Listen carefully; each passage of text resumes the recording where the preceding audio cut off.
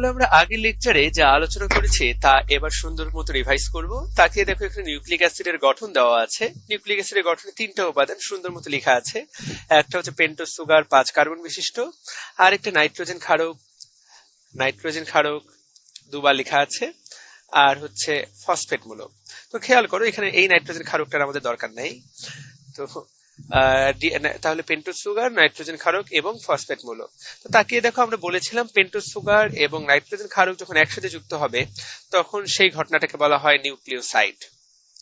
আর এই নিউক্লিওসাইডের সাথে যখন ফসফেট মূলক যুক্ত হয়ে যাচ্ছে তখন দুইটা ঘটনাকে একসাথে বলা হচ্ছে নিউক্লিওটাইড।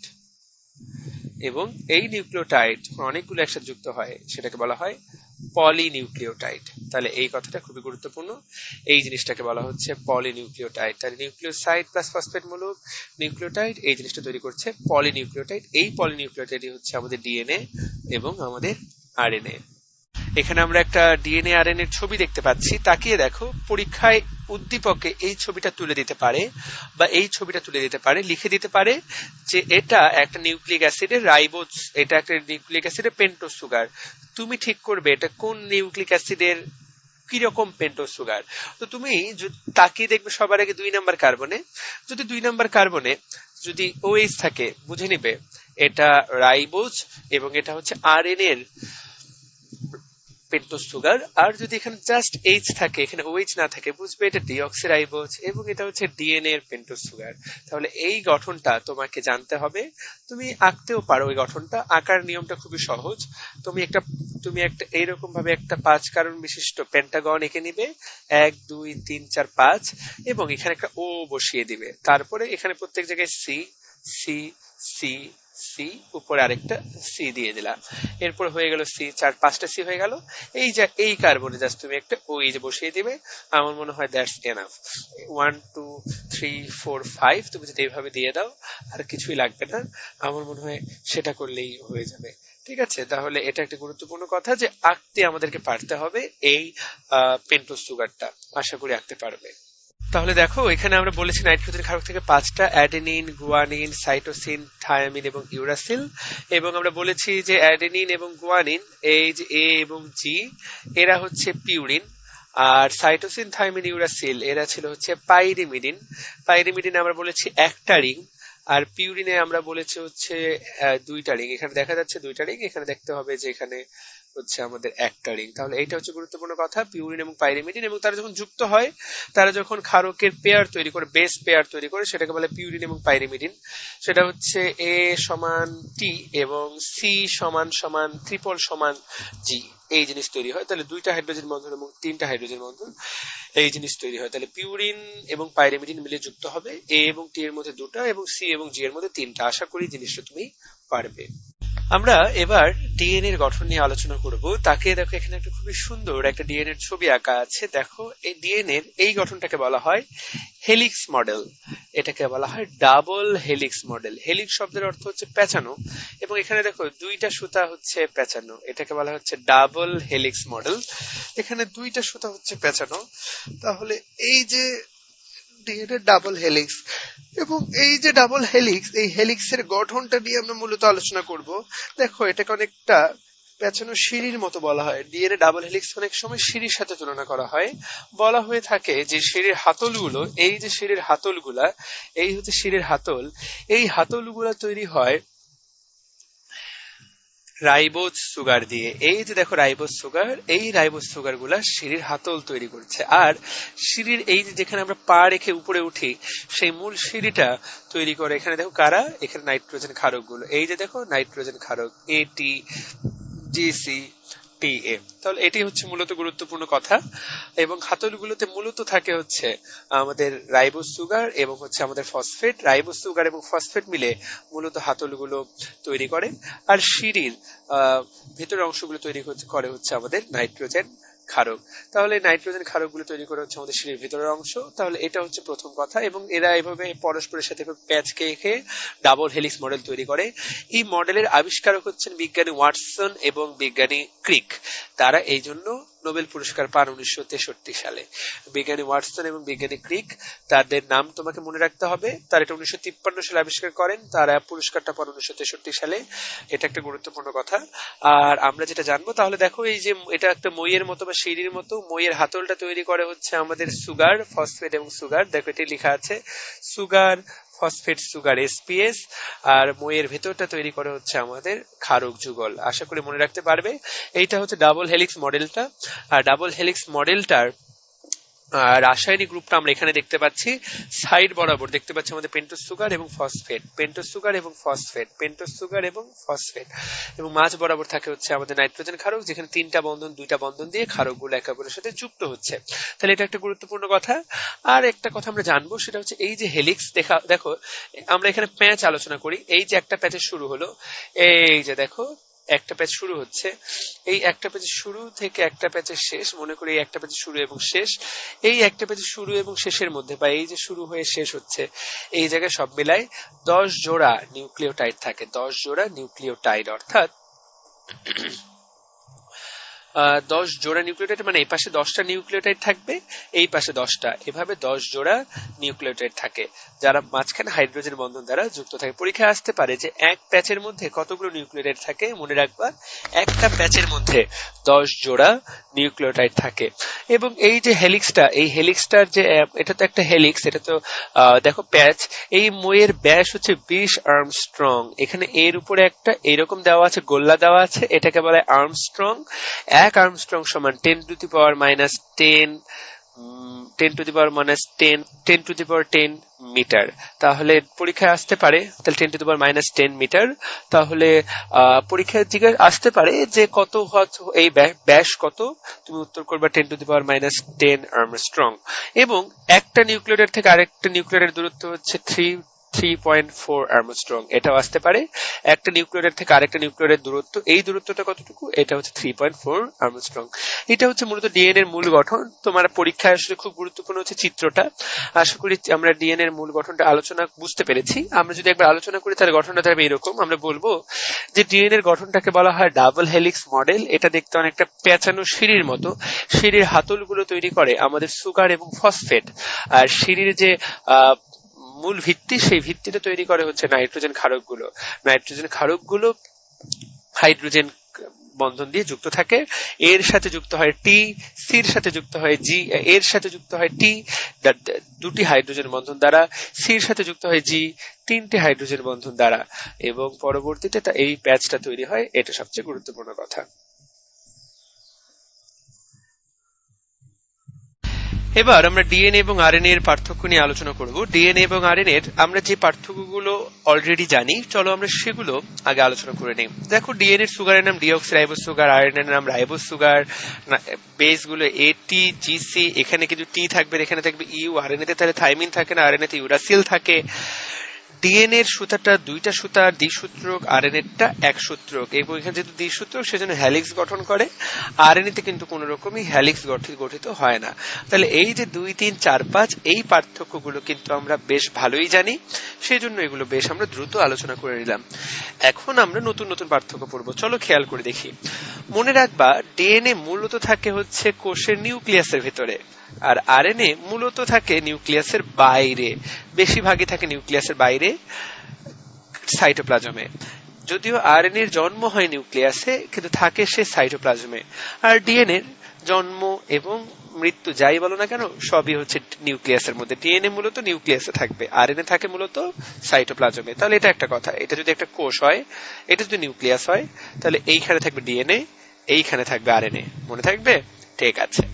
আর মনে রাখবা, ডিএনএ থেকে ডিএনএ তৈরি হয়, আবার এই ডিএনএ থেকেই আরএনএ তৈরি হয়। তাহলে ডিএনএ হচ্ছে সবকিছুর উৎস, ডিএনএ হচ্ছে সবকিছু শক্তির উৎস। ডিএনএ থেকে ডিএনএ তৈরি হয়, আবার ডিএনএ থেকে আরএনএও তৈরি হয়। অর্থাৎ আরএনএ থেকে কখনো আরএনএ তৈরি হতে পারে না। তবে এটা সত্যি যে আরএনএ থেকে আরএনএ তৈরি না হলেও আরএনএ থেকে কিন্তু ডিএনএ তৈরি হতে পারে, এবং এটা সব জায়গায় হয় না, একটা বিশেষ প্রজাতির ভাইরাসে হয়, যেই ভাইরাসটা আমরা সবাই চিনি, তার নাম এইচআইভি ভাইরাস। এইচআইভি ভাইরাস একটা অনন্য সাধারণ ভাইরাস, যার ক্ষমতা আছে আরএনএ থেকে ডিএনএ তৈরি করার, এবং এই ঘটনাটাকে বলা হয় রিভার্স ট্রান্সক্রিপশন, অর্থাৎ এটাকে বলা হয় রিভার্স ট্রান্সক্রিপশন। আমরা জানি রিভার্স শব্দের অর্থ উল্টা, reverse transcription, transcription.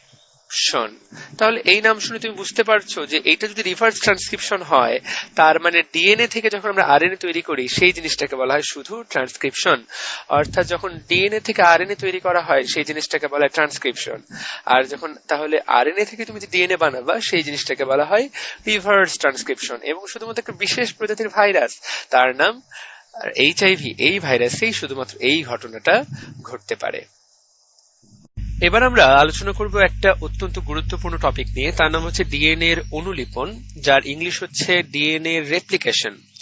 DNA replication কথাটাই আসলে বেশি প্রচলিত, পরীক্ষায় আসলে দুটোই আসতে পারে, ডিএনএ অনুলিপন বা ডিএনএ রেপ্লিকেশন। রেপ্লিকেশন কথাটা বাংলায়ও লেখা থাকতে পারে। রেপ্লিকেশন কথাটার সাথে তোমরা আসলে পরিচিত, আমরা সবাই পরিচিত। রেপ্লিকেশন কথাটা এসেছে রেপ্লিকা থেকে, রেপ্লিকা থেকে এসেছে ডিএনএ রেপ্লিকেশন। রেপ্লিকা শব্দের অর্থ হুবহু, হু হু কোনো কিছুর কপি তৈরি করা। তাহলে যখন একটা ডিএনএ ভেঙে, মনে করি এটা একটা ডিএনএ, এই ডিএনএটা ভেঙে যখন এখান থেকে হুবহু একই রকম দুইটা ডিএনএ তৈরি হবে, তাহলে এই একটা থেকে যে দুটা তৈরি হওয়ার যে প্রক্রিয়া, সেটা কি বলা হচ্ছে মূলত ডিএনএ অনুলিপন বা ডিএনএ রেপ্লিকেশন। তো কিভাবে সেই ঘটনাটা ঘটে আমরা এখন মূলত সেটাই আলোচনা করব। এই প্রসেসটা খানিকটা জটিল, এই জটিল প্রসেসটা আমরা এখন সহজ করে আলোচনা করার চেষ্টা করব। যতটুকু এই লেভেলে তোমার ক্লাস 9 বা 10 এর অনুপাতে দরকার, আমরা ঠিক ততটুকুই আলোচনা করব। পরীক্ষায় আসলে যতটুকু তুমি সুন্দর মতো লিখে ফুল মার্কস পেতে পারো, ততটুকুই আমরা আলোচনা করব। তাহলে তাকিয়ে দেখো, প্রথমেই সেটা হচ্ছে এখানে একটা আমরা ডিএনএ ছবি দেখতে পাচ্ছি। দেখো একদম উপরে একটা ডিএনএ ছবি, এ মনে করে এইটুকু ছিল আমাদের ডিএনএ টুকু, ঠিক আছে? এই হচ্ছে আমাদের ডিএনএটা। এবং এই তাকিয়ে দেখো, এই ডিএনএ তে ডিএনএ মাঝামাঝি জায়গায় আমাদের ডিএনএ ক্ষারকগুলো আছে, নাইট্রোজেন ক্ষারকগুলো। তাকে দেখো এক পাশে আছে A C A C A C T C T C A, উল্টো পাশে তার পরিপূরকগুলো, আমরা জানি এর পরিপূরক টি, সি এর পরিপূরক জি, ঠিক একইভাবে টি জি এ জি টি, এইভাবে নাইট্রোজেন ক্ষারকগুলো পরপর ভাবে সাজানো আছে। এখন আমাদের যেটা প্রথমে ডিএনএ অনুলিপনের যেটা প্রথম কাজ, জিনিসটা খুব সহজ করে, সেটা হচ্ছে ডিএনএ অনুলিপনের প্রথমেই এই যে দুটো ক্ষারকের মধ্যে যে হাইড্রোজেন বন্ধনটা আছে, দুটো ক্ষারকের মধ্যবর্তী হাইড্রোজেন বন্ধনটাকে ডিএনএ অনুলিপনের শুরুতেই ভেঙে দেওয়া হয়, যার ফলে ডিএনএ তুমি মনে করো মইয়ের তুমি মাঝামাঝি জায়গায় ভেঙে দিলে, ফলে মইয়ের দুটো শিকল আলাদা আলাদা হয়ে গেল। পরবর্তীতে যার ফলে এরকম পাওয়া যাবে, আমরা যদি খেয়াল করি, তার ফলে একটা শিকল পাওয়া যাবে এইরকম, একটা শিকল পাওয়া যাবে এইরকম, যে একটা শিকল এরকম আলাদা হয়ে গেল, আরেকটা শিকল এইরকম। তার ফলে এই যে দেখা যাবে যে এ আলাদা হয়ে গেল, সি আলাদা হয়ে গেল, আবার এ, আবার সি, আবার এ, আবার সি, তারপর টি, দেখা যাচ্ছে। আর উল্টা পাশে এইভাবেই দেখা যাচ্ছে টি আলাদা হয়ে গেল, জি আলাদা হয়ে গেল, টি আলাদা হয়ে গেল, জি আলাদা হয়ে গেল, টি জি এরকম ভাবে আলাদা আলাদা হয়ে যাচ্ছে। তাহলে এই হচ্ছে কথা, ঠিক আছে? তো এই হচ্ছে গুরুত্বপূর্ণ কথা, যে এইভাবে আমরা আমাদের শিকলগুলো আলাদা হয়ে যাচ্ছে।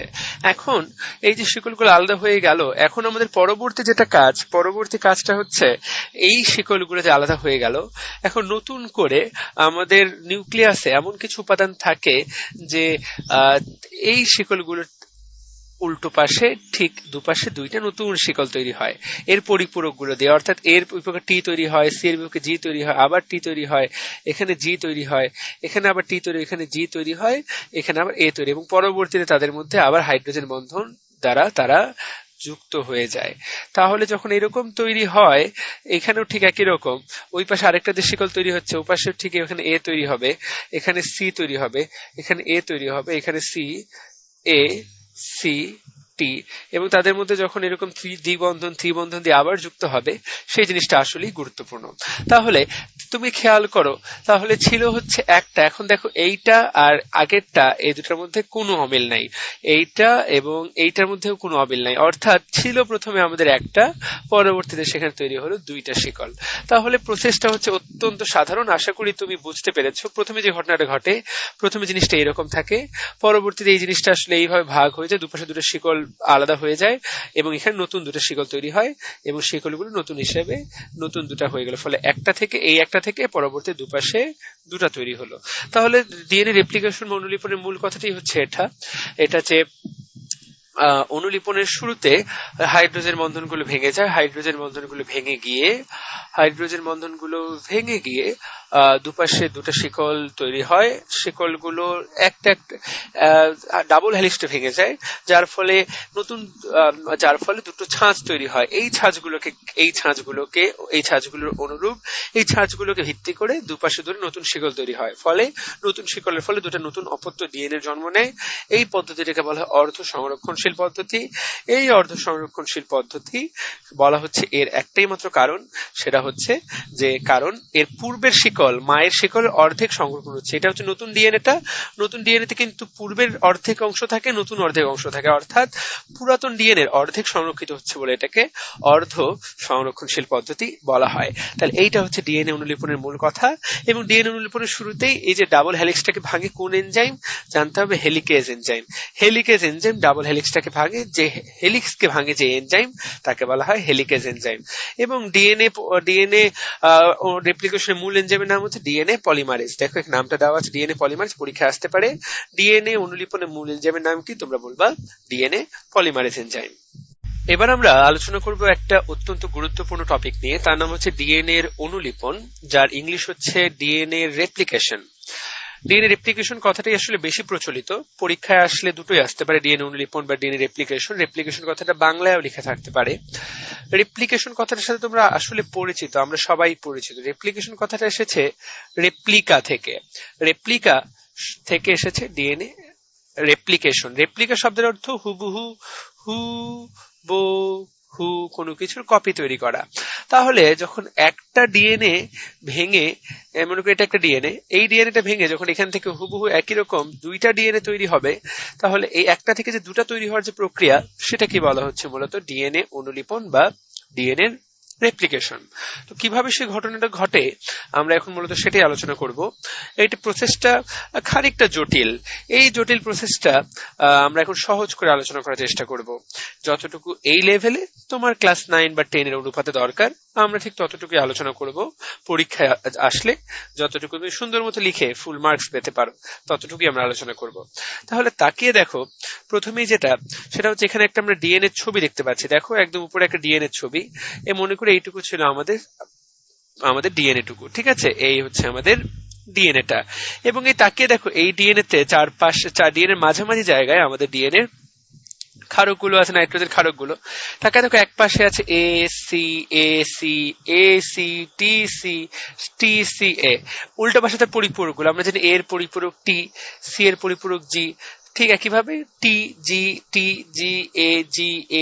টি, এইভাবে নাইট্রোজেন ক্ষারকগুলো পরপর ভাবে সাজানো আছে। এখন আমাদের যেটা প্রথমে ডিএনএ অনুলিপনের যেটা প্রথম কাজ, জিনিসটা খুব সহজ করে, সেটা হচ্ছে ডিএনএ অনুলিপনের প্রথমেই এই যে দুটো ক্ষারকের মধ্যে যে হাইড্রোজেন বন্ধনটা আছে, দুটো ক্ষারকের মধ্যবর্তী হাইড্রোজেন বন্ধনটাকে ডিএনএ অনুলিপনের শুরুতেই ভেঙে দেওয়া হয়, যার ফলে ডিএনএ তুমি মনে করো মইয়ের তুমি মাঝামাঝি জায়গায় ভেঙে দিলে, ফলে মইয়ের দুটো শিকল আলাদা আলাদা হয়ে গেল।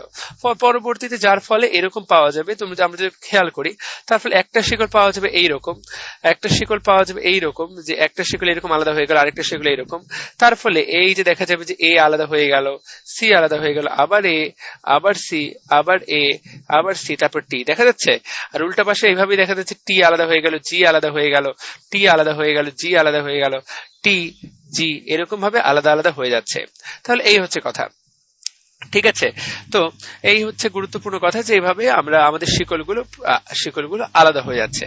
এখন এই যে শিকলগুলো আলাদা হয়ে গেল, এখন আমাদের পরবর্তী কাজটা হচ্ছে এই শিকলগুলো যে আলাদা হয়ে গেল, এখন নতুন করে আমাদের নিউক্লিয়াসে এমন কিছু উপাদান থাকে যে আহ, এই শিকলগুলো উল্টো পাশে ঠিক দুপাশে দুইটা নতুন শিকল তৈরি হয় এর পরিপূরক গুলো দিয়ে, অর্থাৎ এর বিপক্ষে টি তৈরি হয়, সি এর বিপক্ষে জি তৈরি হয়, আবার টি তৈরি হয়, এখানে জি তৈরি হয়, এখানে আবার টি তৈরি, এখানে জি তৈরি হয়, এখানে আবার এ তৈরি, এবং পরবর্তীতে তাদের মধ্যে আবার হাইড্রোজেন বন্ধন দ্বারা তারা যুক্ত হয়ে যায়।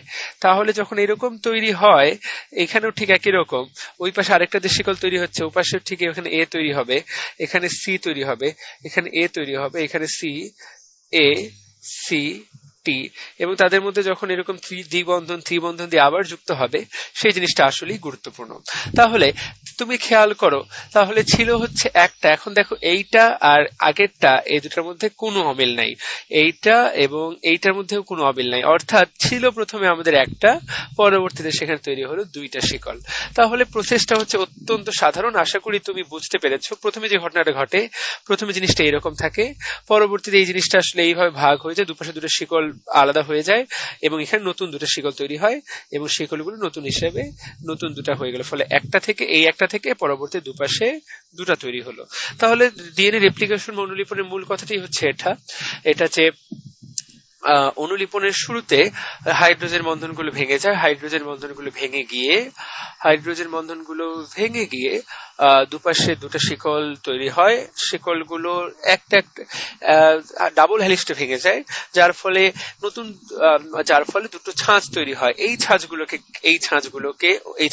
অনুরূপ এই ছাঁচগুলোকে ভিত্তি করে দুপাশে দুটো নতুন শিকল তৈরি হয়, ফলে নতুন শিকলের ফলে দুটো নতুন অপত্য ডিএনএ জন্ম নেয়। এই পদ্ধতিটাকে বলা হয় অর্ধ সংরক্ষণশীল পদ্ধতি। এই অর্ধ সংরক্ষণশীল পদ্ধতি বলা হচ্ছে এর একটাই মাত্র কারণ, সেটা হচ্ছে যে কারণ এর পূর্বের মায়ের শিকলের অর্ধেক সংরক্ষণ হচ্ছে। এটা হচ্ছে নতুন ডিএনএতে কিন্তু পূর্বের অর্ধেক অংশ থাকে, নতুন অর্ধেক অংশ থাকে, অর্থাৎ পুরাতন ডিএনএর অর্ধেক সংরক্ষিত হচ্ছে বলে এটাকে অর্ধ সংরক্ষণশীল পদ্ধতি বলা হয়। তাহলে এইটা হচ্ছে ডিএনএ অনুলিপনের মূল কথা। এবং ডিএনএ অনুলিপনের শুরুতেই এই যে ডাবল হেলিক্সটাকে ভাঙে কোন এনজাইম জানতে হবে, হেলিকেজ এনজাইম ডাবল হেলিক্সটাকে ভাঙে, যে হেলিক্সকে ভাঙে যে এনজাইম তাকে বলা হয় হেলিকেজ এনজাইম। এবং ডিএনএ রেপ্লিকেশনের মূল এনজাইমের নাম হচ্ছে ডিএনএ পলিমারেজ। দেখো এক নামটা দেওয়া আছে ডিএনএ পলিমারেজ, পরীক্ষা আসতে পারে। ডিএনএ অনুলিপনের মূল এনজাইমের নাম কি, তোমরা বলবা ডিএনএ পলিমারেজ এনজাইম। আমরা এই অধ্যায়ের শেষ স্লাইড নিয়ে আলোচনা করব। দেখো আমরা আগে আলোচনা করেছি প্রকট বৈশিষ্ট্য, যে বৈশিষ্ট্য সাধারণত মূল হিসেবে দেখা দেয় যখন দুটি বৈশিষ্ট্য থাকে, যেটা প্রধান হিসেবে প্রকাশ পায় সেটাকে বলে প্রকট বৈশিষ্ট্য। কিন্তু আমরা এখানে সংজ্ঞাটা একটু সুন্দর করে পড়বো। যে সকল বৈশিষ্ট্য মাতা পিতা থেকে জীবের প্রথম বংশধরে প্রকাশ পায় এবং যাদের অভিযোজন ক্ষমতা বেশি তাদেরকে বলা হয় প্রকট বৈশিষ্ট্য। আর যে সকল বৈশিষ্ট্য প্রথম বংশধরে প্রকাশ পায় না কিন্তু দ্বিতীয় বংশধরে তার এক চতুর্থাংশ প্রকাশ পায় এবং যার অভিযোজন ক্ষমতা কম তাকে বলা হয় প্রচ্ছন্ন বৈশিষ্ট্য। তো আমরা দেখেছিলাম যে যখন এইরকম থাকে কালো চুল এবং সোনালী চুল, তখন কিন্তু কালো চুলটাই প্রকাশ পায়। প্রথম বংশধরে সবারই হবে কালো চুল, পরবর্তীতে যখন এই আবার নতুন করে বিয়ে করবে, তার যখন বাচ্চা হবে তখন দেখা যাবে তার একটা বাচ্চা সোনালী চুল দেখা দিয়েছে। তাহলে এটাই হচ্ছে গুরুত্বপূর্ণ কথা। তাহলে যে সকল বৈশিষ্ট্য প্রথম বংশধর প্রকাশ পায় না বরং দ্বিতীয় বংশধর প্রকাশ পায় এবং এক চতুর্থাংশ প্রকাশ পায় সেটাকে বলা হয় প্রচ্ছন্ন বৈশিষ্ট্য। তাহলে আমরা আশা করি এই জিনিসটা বুঝতে পেরেছি। এবং তাহলে এটা লম্বা আকৃতির জন্য দায়ী জিনটাকে বলা হয় প্রকট বৈশিষ্ট্য, আর মটরশুটির খাটো আকৃতির জন্য দায়ী জিনটাকে বলা হয় প্রচ্ছন্ন বৈশিষ্ট্য। তাহলে যখন প্রকট এবং প্রচ্ছন্ন একসাথে থাকবে তখন কিন্তু প্রকট বৈশিষ্ট্যটাই প্রকাশ পাবে। তাহলে এই জিনিসটা আমরা জানবো, আশা করি এইটুকু আমরা বুঝতে পেরেছি।